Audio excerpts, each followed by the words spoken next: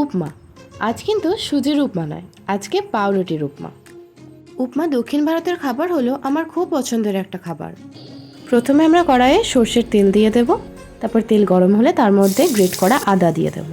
এরপর একে একে পেঁয়াজ কুচি দিয়ে একটু চিনি দেওয়ার পর তার মধ্যে একে একে নুন, হলুদ, জিরের গুঁড়ো দিয়ে একটু ভালো করে পেঁয়াজটা ভেজে নেব।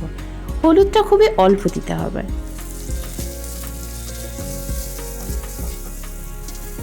পেঁয়াজ ভাজা ভাজা হয়ে এলে তার মধ্যে আমরা আগে থেকে কেটে রাখা ছোট ছোট টমেটোর টুকরো দিয়ে দেব। তারপর আবার একটু ভালো করে ভাজতে হবে।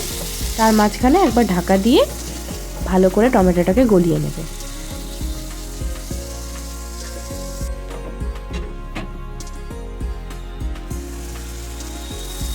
এবার মশলা থেকে তেল ছেড়ে দিলে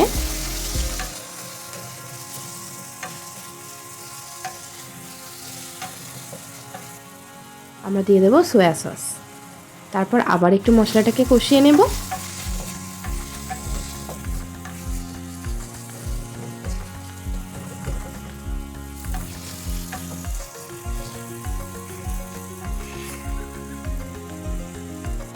এরপর আমরা দিয়ে দেবো পাউরুটির টুকরোগুলোকে। আমি এখানে 6টা পাউরুটি ইউজ করেছি। পাউরুটির টুকরো দেওয়ার পর পাউরুটিগুলোকে একটু ভালো করে ভেজে নেব। যখন মশলাগুলো পাউরুটির গায়ে লেগে যাবে তখন ভালো করে একবার নাড়িয়ে নেব। তারপর উপর থেকে একটু একটু করে জলের ছিটা দেব আর পাউরুটিটা ভাজতে থাকবো।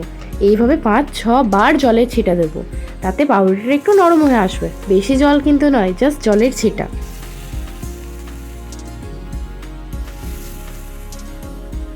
জলের ছিটা দেবো আর পাউরুটিটাকে একটু একটু করে ভাজতে থাকবো।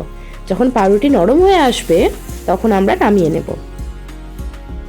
এরপর আমরা গোলমরিচ ছড়িয়ে দেব, এটা অপশনাল। এবার একটা ফ্রাই প্যানে আমরা 1 চামচ ঘি দিয়ে দেব। ঘি গরম হয়ে এলে তার মধ্যে আমরা একে একে কাজু,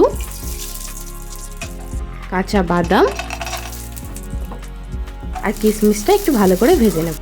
তারপর ওই ঘিয়ের মধ্যেই কালো সর্ষে, হলুদ সর্ষে, রসুন, লঙ্কা, শুকনো লঙ্কা, কাঁচা লঙ্কা দুটোই আর কারি পাতা দিয়ে আবার ওপর থেকে একটু ঘি দিয়ে ভালো করে তড়কা লাগাবো।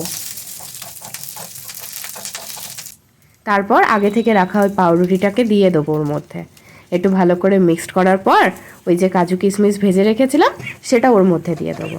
তারপর আরেকটু মিক্সড করে নিলে রেডি আমাদের উপমা, পাউরুটির উপমা। তারপর একটা বোলের মধ্যে আমরা সার্ভ করে নেবো পাউরুটির উপমা আর উপর থেকে একটু লেবুর রস ছড়িয়ে দেবো।